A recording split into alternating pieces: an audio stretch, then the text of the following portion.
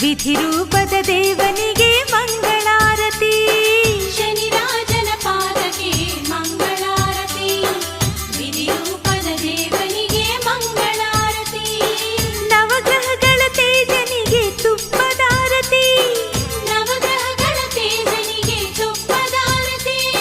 ರವಿಪುತ್ರ ಶನೈಶ್ಚರಗೆ ಮಂಗಳಾರತಿ. ಶನಿರಾಜನ ಪಾದಕ್ಕೆ ಮಂಗಳಾರತಿ. ವಿಧಿರೂಪ